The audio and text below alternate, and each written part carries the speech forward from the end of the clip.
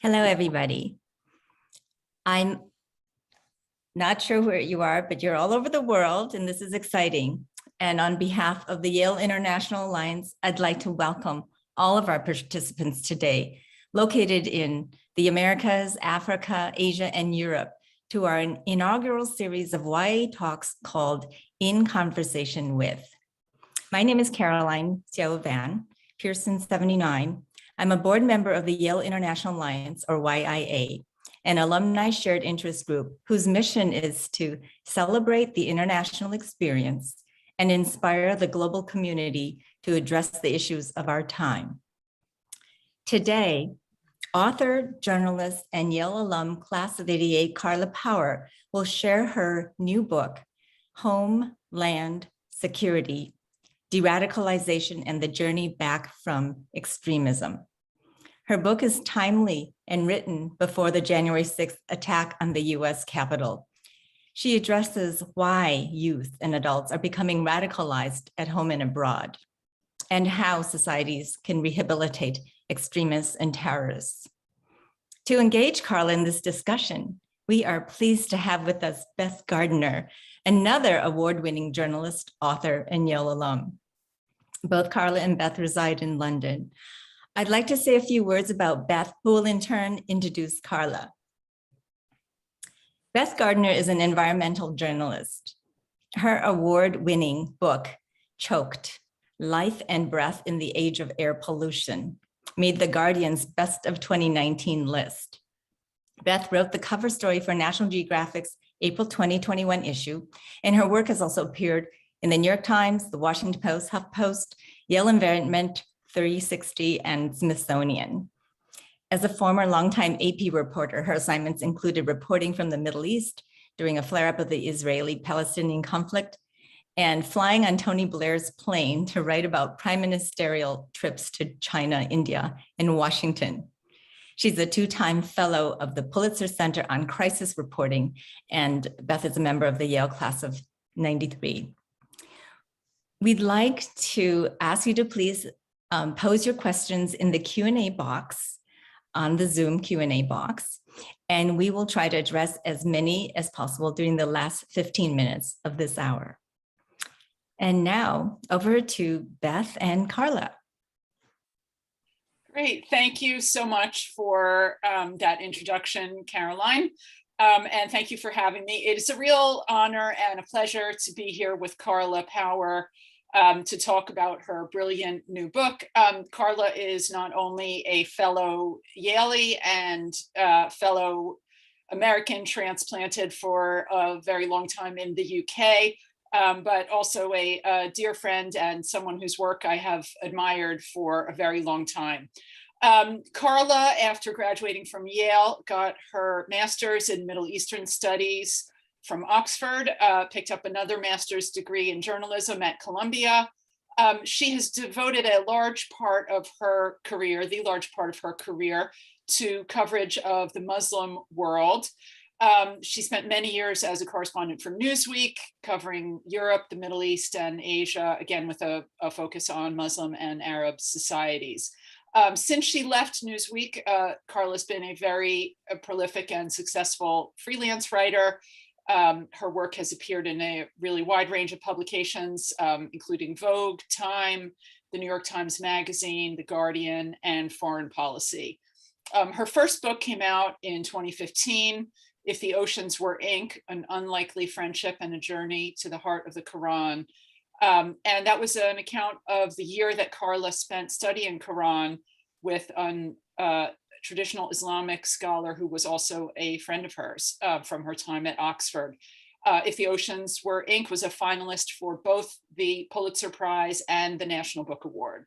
So it was not easy to follow that up, but Carla has done it.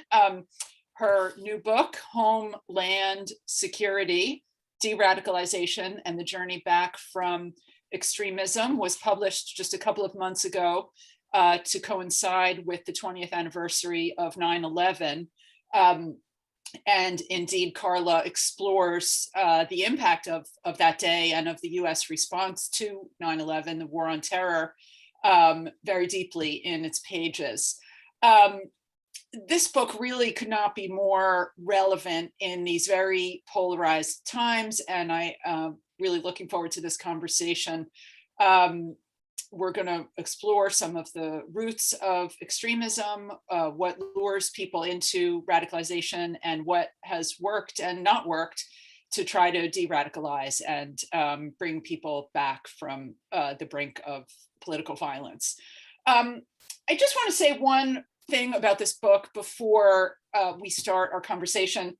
What I just described, this is obviously, it sounds like a pretty heavy, serious topic, and of course it is.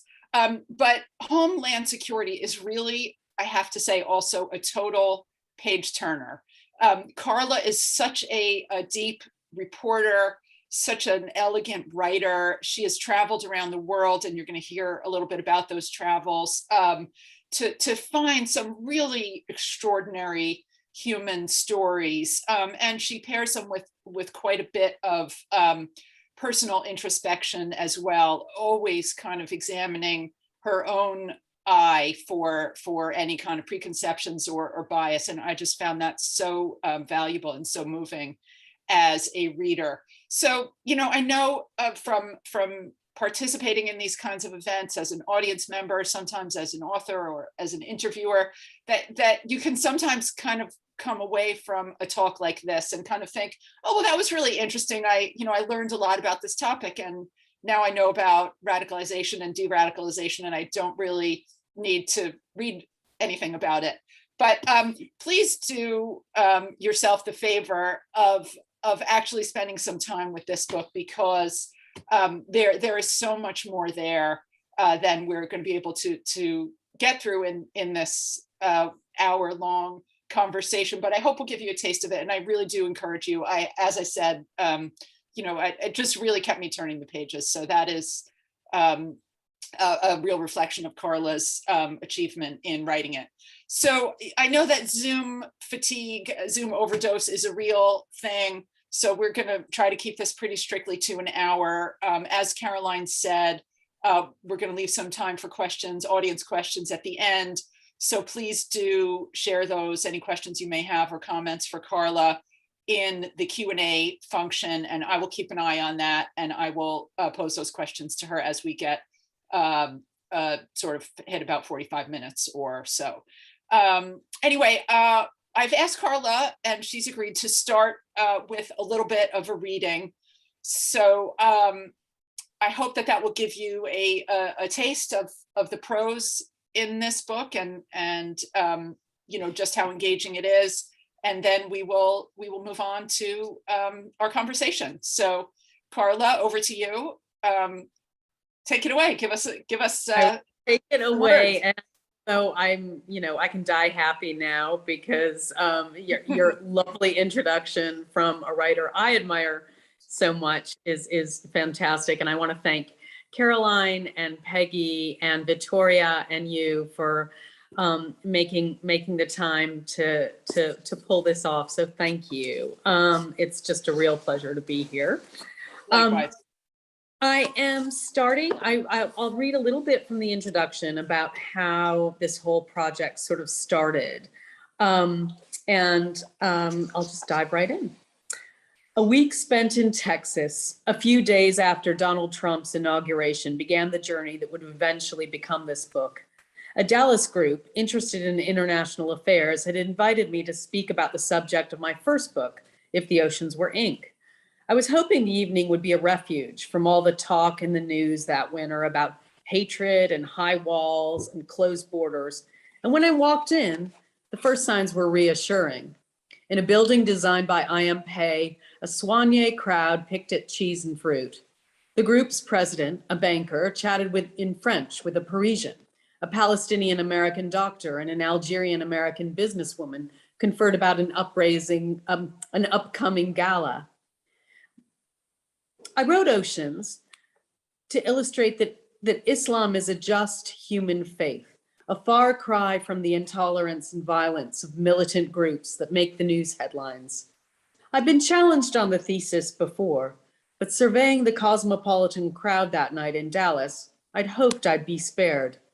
As it turned out, I was mistaken. In the Q&A session, an elderly man, rail thin, raised his hand. "You have not once in your whole talk mentioned jihad," he said accusingly. "I have here from the internet a list of things Islam says about it." He unfolded a sheaf of papers and proceeded to read a quote from the Quran. "Then kill the idolaters wherever you find them." Yes, I cut him off briskly. That's the so-called verse of the sword. Islamophobes and jihadis both love to use it, since it seems to legitimize violence. Reader, I must confess, I went all school marm on him. I'd heard this argument before, a handful of phrases cherry-picked from the Quran, thrown down triumphantly. The verse is all too often taken out of context, both historically and textually, I intoned, my face pinkening. If one were to read the entire passage, not just the lines you quoted, one would actually find that, like so much in the Quran, it counsels mercy. What's rarely mentioned, I continued, is the verse's second half. But if they repent and keep up prayer and give alms, then let them go free. For God is most forgiving, most merciful. In other words, make peace if your enemy does. Moreover, I continued, the verse shouldn't be used as a blanket statement about how to deal with non-Muslims. Both the Quran and the Prophet Muhammad's sayings contain repeated entreaties for tolerance of Jews and Christians. The verse of the sword was revealed to the Prophet at a particular moment in Islamic history, when the early Muslim community was facing off in battle against a very specific group of non-believers. The man folded up his papers, sighing and frowning, presumably at my naivete. Next question, I asked, a shade too eagerly. Okay, thank you, Carla.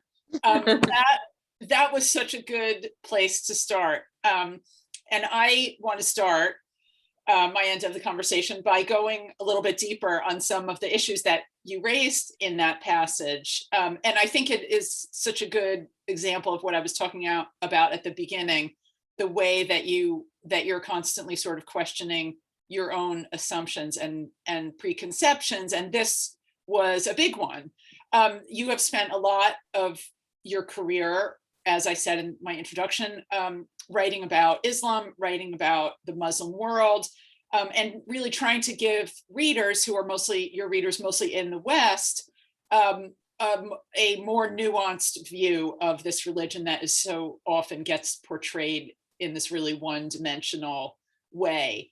And as you just sort of fessed up there, you were resistant for a long time to talking about this other side that gets so much of the coverage, the non-Carla Power coverage in our mass media about Islam and relation to terrorism and radicalization. And you very understandably did not want to add to that caricature, a few bad apples kind of ruining the whole image of a billion people. So can you talk a little bit about, why you were, as a journalist, reluctant to report and talk and write about jihadis, radicalization and terrorism for so long, and also how that changed, and why you decided that it actually was important to take on some of these issues, which originally went so much against the grain for you? Yeah, I mean, I was sort of, for so long, as you say, I didn't want to pile on, especially as Islamophobia was rising, certainly in both the United States and England, where we live. And I was like, no, let me write about the mainstream. Let me write about, peaceful, kind, neighborly, all the good things about Islam. And when people would ask me, I'd be like, look, terrorism has nothing to do with Islam. There are groups attracted to political violence in every group you can find, from Sure, which is true. Which is true, exactly. But, somehow Muslim political violence tends to get, exponentially more coverage. And so I was almost in a sort of see no evil, hear no evil kind of state kind of thing, Right. where I just like, let's talk about the good stuff. And I was fine with that and rather smug about that, I think, until I was actually talking the day after this, the passage I read, I went to University of Texas at Austin, and there was, I started speaking to somebody, and a very thoughtful young woman raised her hand and said, listen, why is it that liberals like you, and I'm, a card-carrying liberal, it's probably obvious. Why do you never want to talk about extremism? Why do you never want to engage with the very real problem of political violence, small as it is? Because what you're doing is basically leaving the road, leaving all the discourse to the extremists. It's either the Islamophobes or it's the violent extremists themselves who are sending out messaging. And this kind of daintiness is not necessarily serving anybody. And I realized that by not engaging, I was kind of keeping the monster under the bed. And it was time to really try to drill down into how monstrous he or she really was, and to do justice to the root causes of extremism, and also the possibilities for dynamism and change within people so that they could get out of it. Right. So that was so interesting, because obviously part of this caricatured portrayal that we are so used to of kind of, quotes, Muslim extremists in our media is this, just, you call it in the book, the ultimate othering, that terrorists are the ultimate others. There's this idea of just they're pure evil, unredeemable, mass violence. We don't even engage with it at all. Mm-hmm. So what interested you at first in that idea of terrorists as the ultimate others, as these kind of ultimate, monsters? And why did you decide to start kind of questioning those framings? And I guess the other half of that question is why does this matter? Why do we need to understand how radicalization happens, and why should we see it as a nuanced thing, that people are human, even if they're terrorists? Why not just brush them off as, black and white, good and evil? Well, I remember, a lot of people want to do that, particularly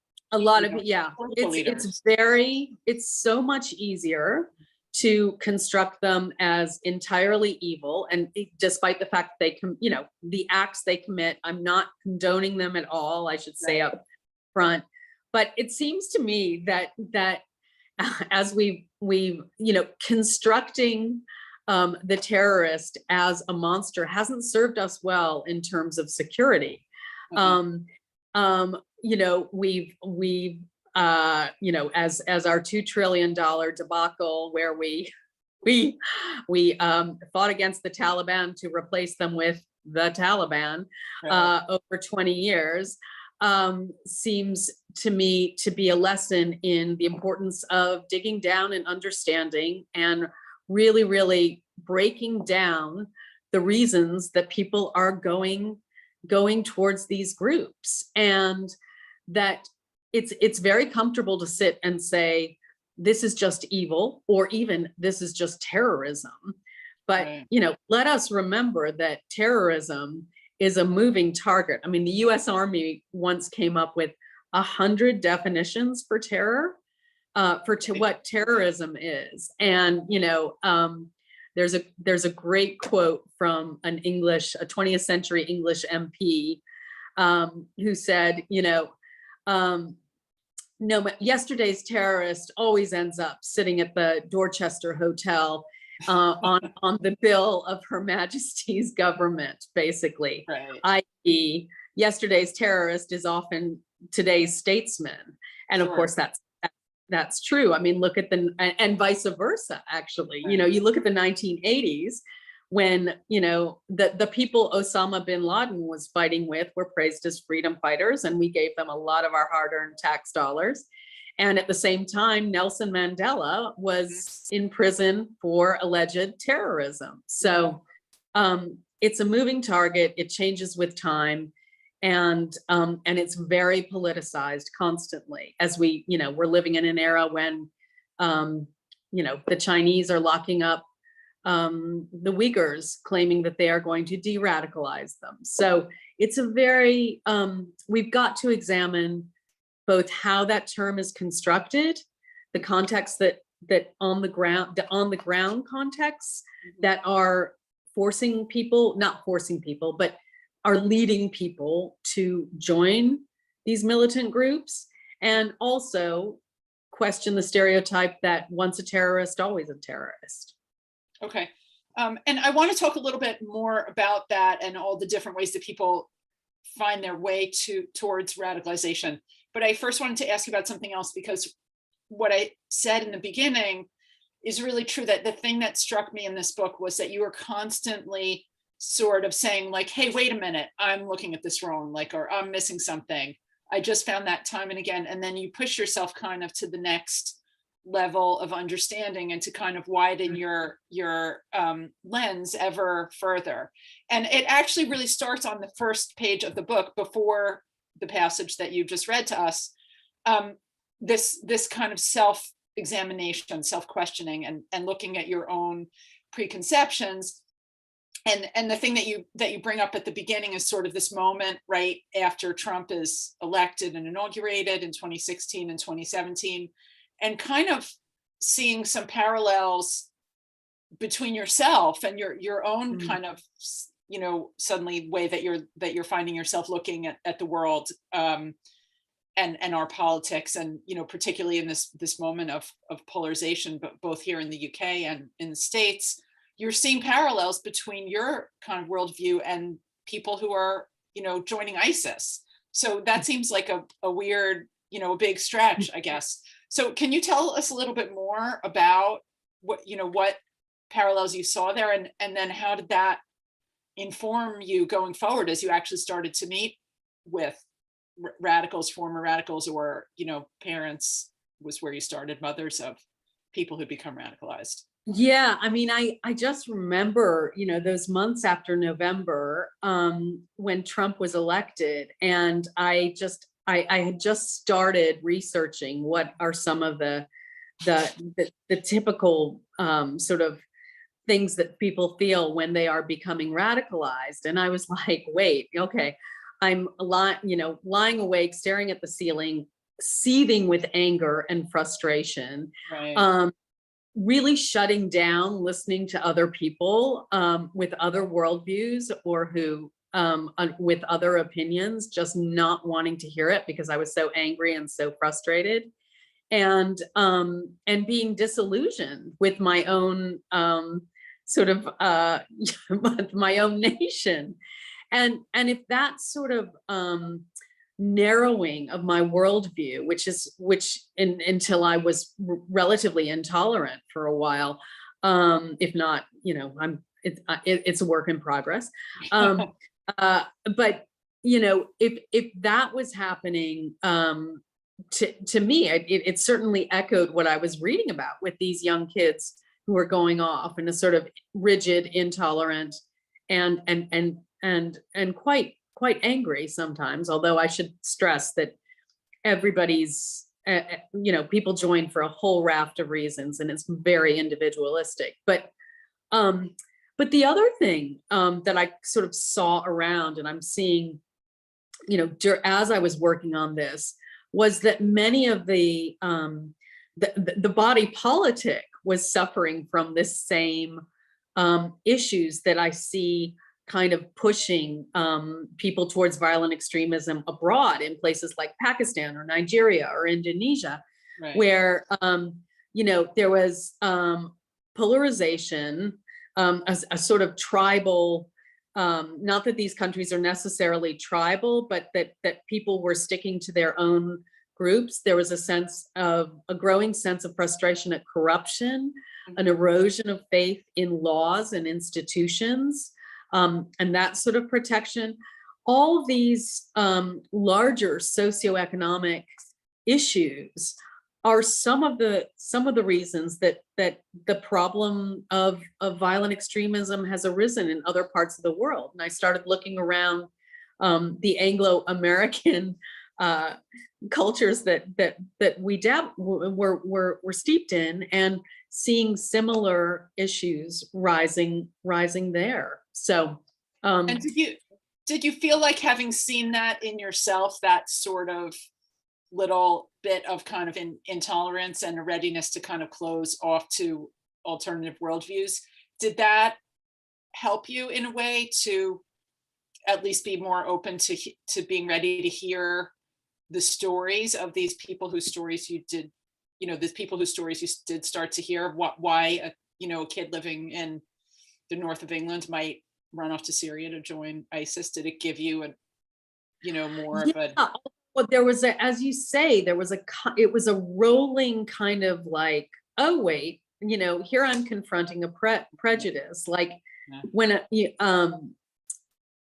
I guess, when I went up to see Nicola, the first mother I talked to was in the north of England, and her son had run off to join ISIS. We may even have a picture of her, I think. We do have a picture of her, but it may not be. So there's Nicola, and you see the stilettos, you see the pearls, and of course my own prejudice. I was going up on the train, and I had to meet her at Birmingham train station, and after decades of trying to write against stereotypes of Muslims, I literally stood on, in Birmingham, scanning for this woman who was going to pick me up, and I assumed she would be, in maybe in niqab, in full covering, maybe in, very stern. And of course, Nicola bounces up with stiletto heels and a Welsh brogue, Right, yeah. And so that was just an instance of my feeling like, oh, you think you're so open-minded. Well, there's another tripwire. And and it happened. I also went up, and this was sort of in the thick of everybody hearing about the real atrocities that ISIS was perpetrating. That, their propaganda, people burned alive and people thrown off buildings and really horrible stuff. So I, in the back of my mind, I was like, what kind of woman would raise a monster like this? Yeah. And of course, the monster. So even you have these ideas in your head.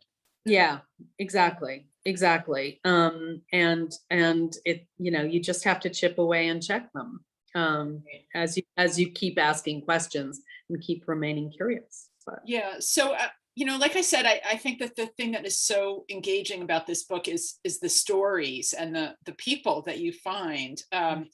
And you did sort of say that you use the idea of, or this sort of shared territory of motherhood as a way in to, your a bridge towards your first effort. Nicola was the first person you met, I think, in reporting this book, who was a family member of someone who'd run off to join an extremist violent group. You used motherhood as your sort of common ground with her in a way. So can you tell us a little bit about Rashid, her son, this British kid who one morning was gone and turned up in Raqqa, I think. And yeah. I wanted to ask you in particular, in the course of telling us his story, if you could be sure to mention this thing that was just so striking to me as a reader, but I know also to you and to Nicola in your conversation with her, these phone and text messages that she had gotten from him. There was one message in particular that was very striking. So can you tell us a little bit about that? Yeah. We started talking about Rashid, and I assumed he was, a hardened ideologue, and I had all these images of Right. beetle browed men rushing around in trucks. And of course I get there and she starts showing me pictures of this kid. I mean, this genuine kid who evidently loved parkour, and as Nicola describes him, was a true innocent. I mean, there was a real Peter Pan quality to him. And granted, I know as good journalists, we should be skeptical of mothers' accounts of their children. But she told this story. It's an interesting perspective, though. Yeah, exactly. It's an interesting perspective. And the reason I started with mothers is they take, unlike the security lens, which is about let's stay safe right now, a mother has a long-term vision. A mother knew them, when they watched them grow up. And a mother also, I think, always has a hope that if her kid goes wrong, they can change. And so she told me this story about Rashid literally, coming off the battlefield and calling her and saying, Mama, I need to ask you a question. My commander says that I can borrow his motorbike. Do you think it would be okay if I rode his motorbike? And this is a guy who just got off the battlefield in the Islamic State. And she started laughing because she was just like, asking my permission now. Yeah. And she was like so incredulous. And she was like, so she started joking with him. She's like, well, I guess if you wear your helmet and if you wear your, reflective gear and whatever, and they both started laughing. And, but the idea that, an ISIS fighter is calling his mom back in England to ask for permission to ride a motorcycle completely exploded my image, at least of this particular person. And it's like a glimpse of the child that he was before this. Yeah, and it's also an indication, I think, of one sort of strain of radicalization and recruitment, which is, you get naifs and you groom them. I mean, that's how a lot of recruiting, they're not all naifs. But certainly Rashid is one who, wanted to go help women and children in Syria. It wasn't like, he hated the West. It wasn't like he wanted to go kill people. There are, other folks who joined for those reasons, but the real grooming, and I use the term advisedly because Nicola started using that, and then I kept hearing it, happens often with young kids who are, easy prey. Right. So I wonder if you could give us a little bit more context on that. Rashid is one story, but I mean, one thing that's so striking in the book with all these different people you meet is that there are so many different pathways to radicalization. And I think that goes back to what you were saying at the beginning about wanting to sort of complexify this in a way, these stories, that there's not just one narrative, and I think I would have imagined that, someone who's going to leave a Western country to, run to Syria and join the ISIS kind of battlefield is going to be someone who's either been sort of, brought in under the idea of a real extreme sort of religiosity, where they're coming at it from a faith perspective that has gone really to the fringe, or, there's an ideological kind of whatever it may be, sympathy with the ISIS, agenda. But then here you're talking about this kid Rashid, who's just like, I don't know, got suckered in and was always kind of this very easily led kid. So can you tell us, give us a little bit more context on that, and what are some of the other ways? I mean, is it real that some people come in through, the religious side or the ideological side? What are some of the different ways? It's so funny because as class of 88, I am old enough, much older than you, to remember reporting in the reporting in the 90s, like from northern Pakistan, and going to these schools that we would call jihad factories, and poor kids were joining these schools and then being sent out. And I came out and I thought, aha, I know why people radicalize. It's poverty. We solve poverty and we will launch radicalization. And then, of course, 2 days later, I go down to Lahore and and sit down with a guy who's running a jihad training camp, who is wealthy, trained by the Green Berets, runs a garment factory, and is a weekend warrior up in Kashmir, training people. And he's a hardcore ideologue. He says, I said, look, if Kashmir is liberated, will you put down arms? And he's like, no, I'm going to continue until the whole world is Muslim. So there are ideologues, but ideology tends to be a lot less important than people think. There are also you can get ideology maybe later on when you're in it, but as a pushing point, like sitting down and having a very, jihad oriented interpretation of religious texts generally does. There's the famous, a lot of people roll up who are not religious at all, or who have such a basic and misguided notion of Islam that it's fun. There's the famous story of the guys who got on the plane, I think from Heathrow here, carrying a copy of the Quran for Dummies. So, and that is, when you start digging down, particularly in the Islamic State, which was kind of an equal opportunities, come one, come all, give us your homeless, your kind of outfit. It didn't, I think religion has something to do with it for some people, and it's naive to think that there aren't people who look to particular religious scholars. ISIS had its own scholars, and they were quoting, classical texts like pacifists do. But by and large, the causes are so many.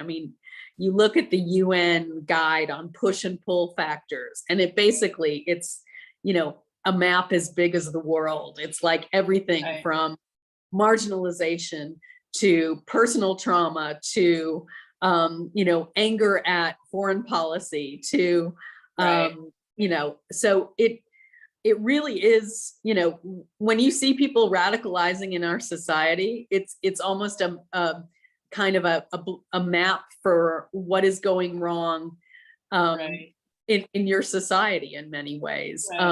Because they can appeal any weakness they want. These groups know how to tap into exactly what the weakness is, what people are wanting and lacking. Right. And so, some of the stories are sort of what you or what I might have imagined, the kid who's just always struggled and never fit in and has been angry and then suddenly ends up in like that sort of fits what we might imagine more. But one of the most amazing ones was the family in Indonesia, where the whole family moved to Syria to join ISIS. And if I'm remembering correctly, one of the reasons was like that they would get better healthcare there. And was it the grandmother who might get like free medication or something? Exactly. It is so much more varied than I ever thought. Yeah, and it is, and it's also much more optimistic too. Like there's, so that family had this unbelievable, bright and headstrong 16-year-old who started, going on these websites and suddenly was like, whoa, wouldn't it be cool if we all went to Syria and we could start again. Grandma, and this is not. Dad was a very successful civil servant. They lived a very comfortable upper middle class life. And she, her aspiration was, wouldn't this be an adventure? Wouldn't this be, we could be living as true Muslims rather than as, suburban bourgeoisie. And Right. you go through each member of their family, and they all, as they get worn down by her arguments, they all have different reasons, as you say, like, Yeah. we can go to medical, she tells her sister, we can go to med school for free, we'll Right. get better work life, dad won't have to work so hard, we'll get better work life balance, and we'll be together as a family. So it's this, it's often a very seductive mix of, let's go back to the golden age of Islam, of the Prophet, but also, let's kind of get away from it all, kind of thing. Right. So that kind of bifurcated nostalgia, Right. I mean, and kind of optimism, and also then you can when you glom on the whole religious discourse, Right. you're gonna get rewards in the afterlife too. It's, to me, Right. when you start thinking about it and seeing these blogs luring people, you're like, oh, I get it. I get why people would I don't get it. Let me but Right. it's understandable. And it's definitely not what I thought. I mean, that's one of the things that was so sort of eye-opening about this book. I didn't realize that ISIS was telling people, like, come here and you'll have a great job and, medical care. So where does this lead you? As you said, that is more optimistic than some, really dark thing where everybody's just, sort of embracing this very nihilistic political or religious ideology. But where does that leave you in terms of de-radicalization and how to bring people back? And in particular, you go to a lot of different places in this book, a number of different European countries. You contrast with the US approach, and we're also going to get later to,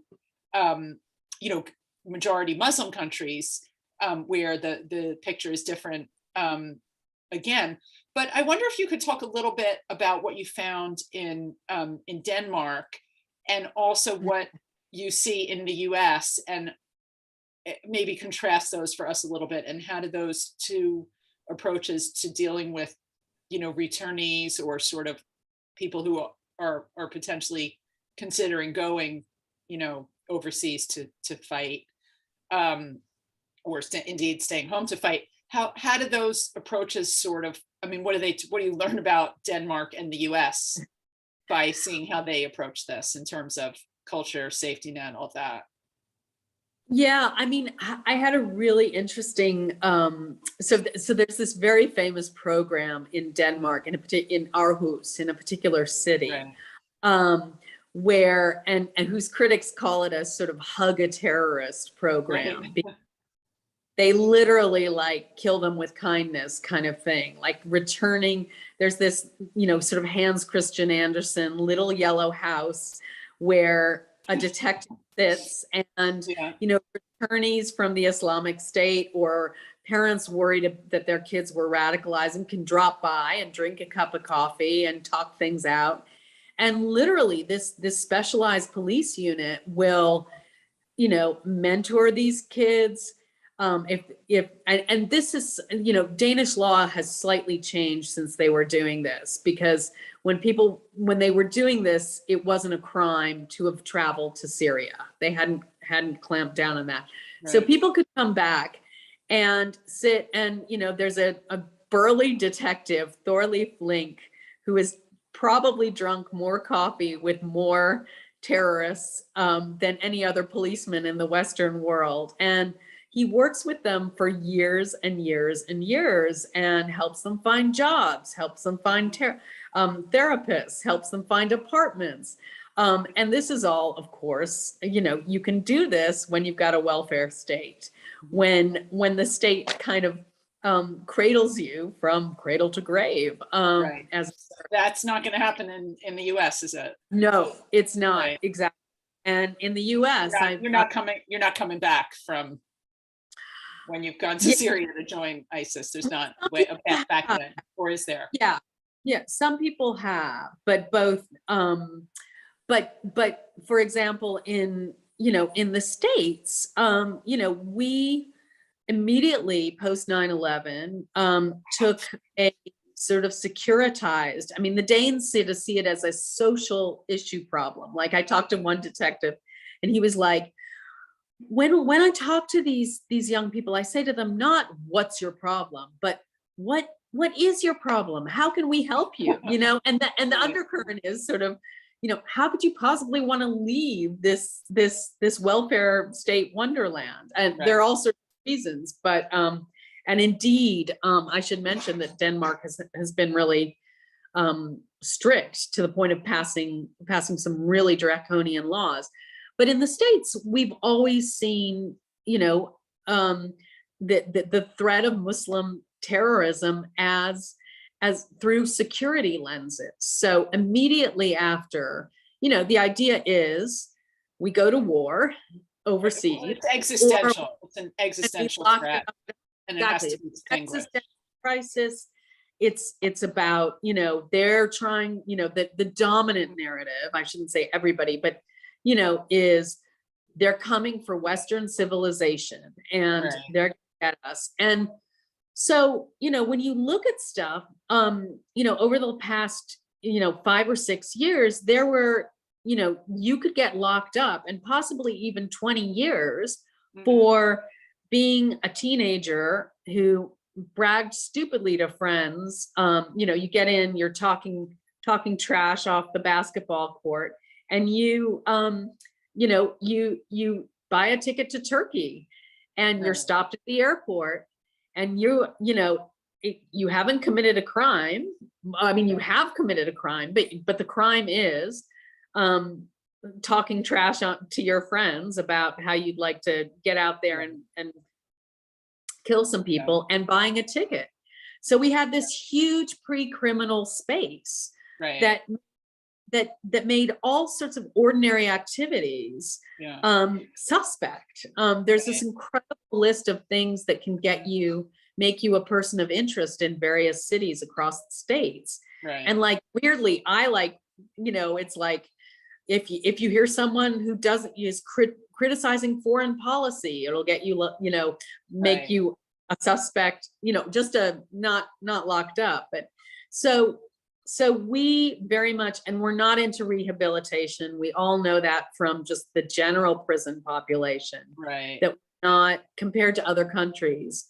When you're locked up, there's not a lot of support there. And I saw that was very smart. So and you have an incredible story in the book of a kid in, I think, Minneapolis, if I'm remembering correctly, who came very close on a lot of all this. But I think we're going to put that to the side for now, and people are going to have to read the book if they want to find that one. Because I want you to talk a little bit about Indonesia and Pakistan. In Indonesia, you actually went to a workshop for former jihadis to help them like reintegrate and find jobs and network and all of that, which is an incredible scene and chapter. But can you talk a little bit about how the context differs in majority Muslim countries? And again, this was a point in the book where you go to these different European countries, you go to Minneapolis, and then you sort of say, hey, wait a minute, here I am with my Western bias, thinking this is something that they, whatever, does to us, but actually, you're so much more likely to be the parent or the relative or whatever of a person who becomes, under the spell of some of these extremist Muslim ideologies if you're actually in a Muslim country. So can you talk a little bit about how that was different in Pakistan and Indonesia, and how it leads to different sort of paths out and a much greater openness, particularly in Indonesia, to sort of bringing people back?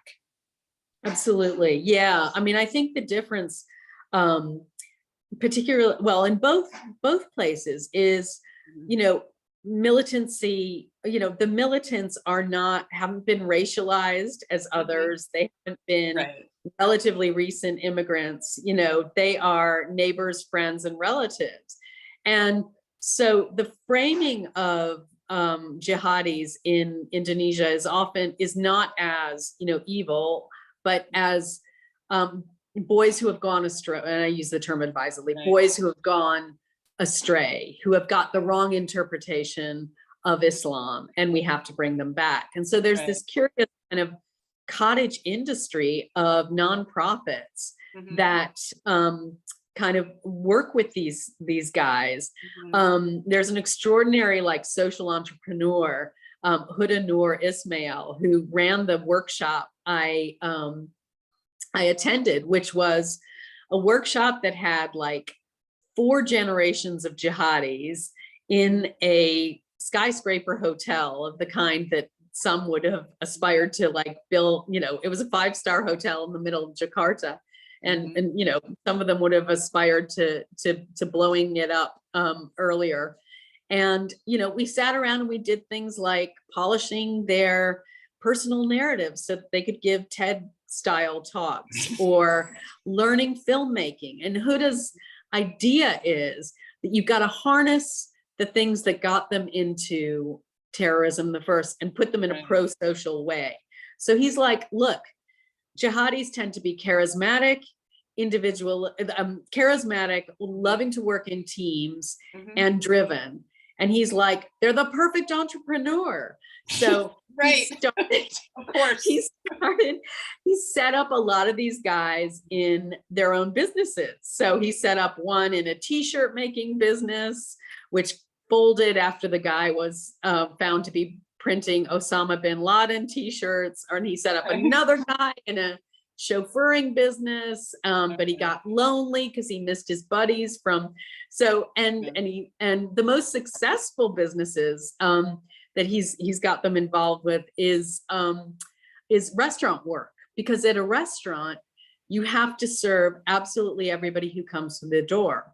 Right. And so I met one former jihadi who was like, yeah, it was amazing. I was serving Christians, I was serving Buddhists, I was serving the policemen who had arrested me before, and I had them.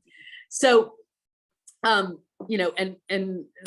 these kinds of programs are a far cry from the very tiny attempts at rehabilitation that we've done in the West, and it's yeah. So I'm seeing we have 6 minutes left. Yeah. So. Okay. And we have a really good question. I want to, this question sort of brings us back to, I think, a question a lot of people will have in mind, and something that we raised at the beginning. It's from a Yalie we both know in Menlo Park, California, one of your most insightful readers, the lovely Rebecca Goldsmith. Hi, Rebecca. Hi. And Rebecca would like to hear your thoughts, and I would too, about what do we take from your reporting and from everything you've learned here to apply it to de-radicalization of the right in the US? And she says she's struck by your observation, and she's quoting from your book, that a country's approach to de-radicalization is often a Rorschach test of their culture. And I think you touched on some of that in the contrast of Denmark and the US before. But she also says the most successful de-radicalization programs that you highlight are based on relationships, talking, and proximity. So what hope is there for de-radicalization of homegrown American terrorists who don't live or work in proximity to their targets? And I think here we're getting back to the extreme polarization that we see in the US, and just this total separation and the real radicalization that we see, particularly on the right, and white supremacy and all of that in the last few years. So what can you offer us from your journey? I think going forward, we're going to have to be really creative about thinking of ways for people to quite literally bump into each other and sit down and talk. It is way above my pay grade. I mean, I have thought about this and I've tried. You can't fix it.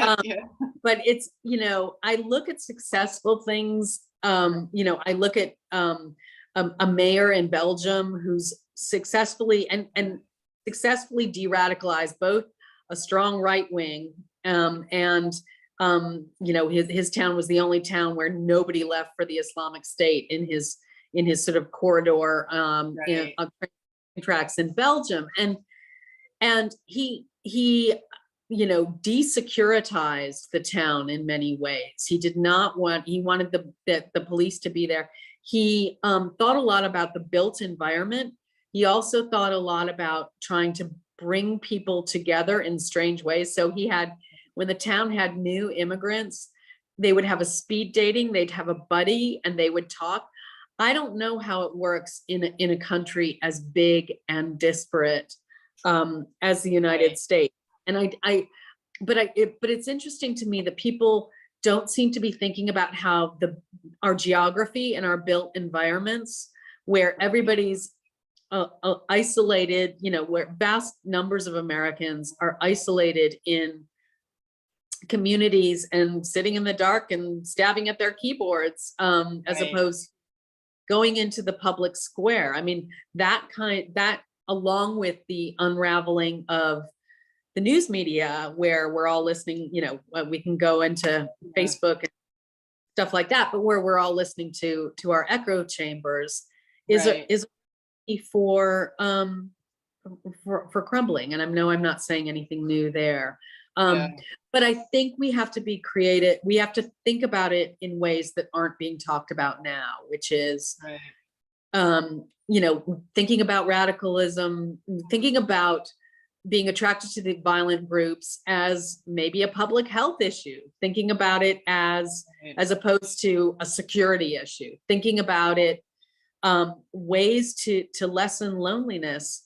So that, but believe me, I'm as stumped as anyone on this. But I do think places like Pakistan, where militancy has been really marbled into the national fabric, particularly in particular parts of Pakistan, where literally, you know, women were having to stop their brothers or fathers or sons from becoming suicide bombers.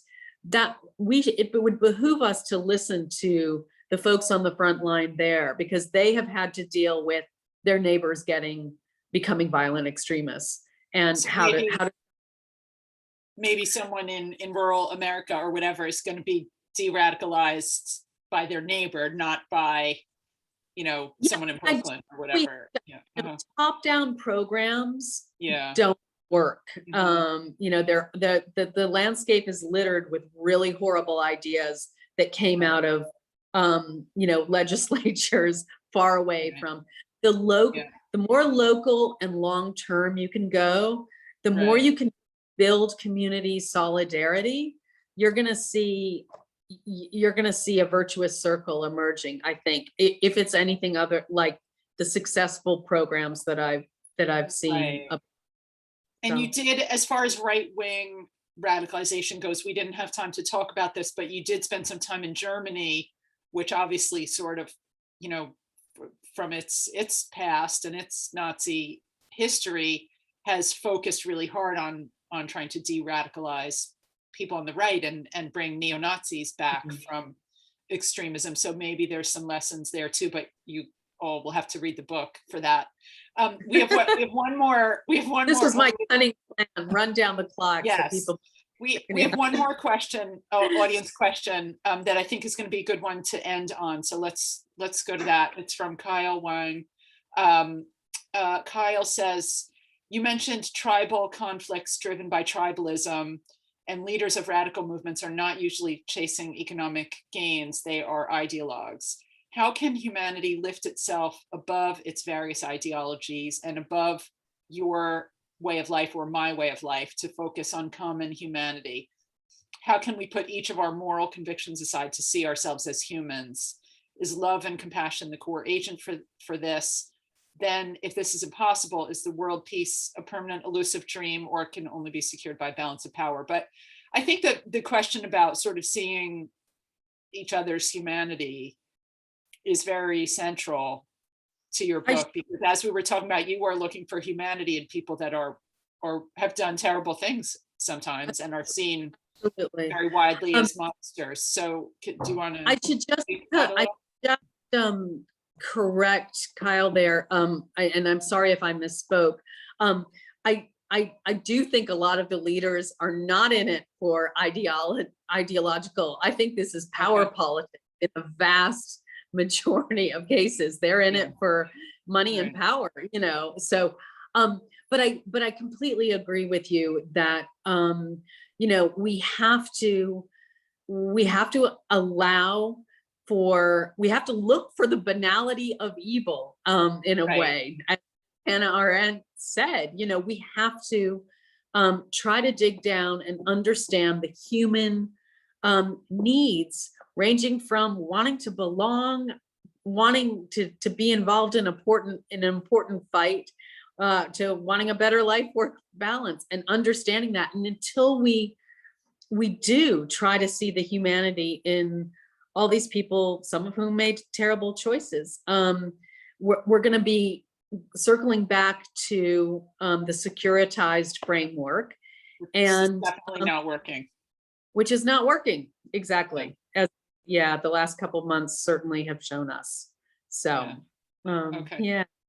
Great. Well, Carla, this has been so great. I really love talking to you. I just want to show this to everyone again, and we just really scratched the surface, but you know, the human stories in there, and the people that you found, the Hannah Arendt quote. I mean, you said at one point, I think, that we don't allow terrorists banality now. We don't allow them to be banal. And that is a level of humanity in a way, that they are sometimes motivated by, you know, really basic things, and actually that does offer some hope, because there's something you can connect with there. Exactly. And the best programs are there digging down. I mean, when I talk to a German guy who works with neo-Nazis, you know, that he says, we do not accept the Nazi ideas in you, but we do accept you as a human being. And that's sort of their kind of, you know, baseline motto. And it seemed a useful thing to frame what we should all strive for. Okay, great. Well, thank you so much for this, and thank you for this amazing book. I mean, it is just such a gift, because it's so it's just so elegantly written, and you've taken us so deep on something that I think, you know, just really lends a very, very new and different perspective to a topic that, you know, we've spent more than kind of 20 years hearing of a very familiar, you know, approach to. So thank you for the book. Thanks for the conversation. It's been really fun. And I think I'm gonna now hand it back to Caroline to take us out. Really fantastic. My gosh. Thank you so much, Carla and Beth, for this absolutely illuminating session on deradicalization. And thank you all for being here, especially as we face a rising tide of polarized thinking and behavior around the world. If you have further questions for Carla, please contact her at her website. She's at carlapower.com, or email YIA, Yale International Alliance @gmail.com. And do keep an eye out for our upcoming YIA events, and register on the YIA website. And with all of this amazing, inspirational, eye-opening hour, I'd like to wish everybody a peaceful and nurturing weekend. Bye-bye for now. Bye. All right. Thank you so much for having me. Bye.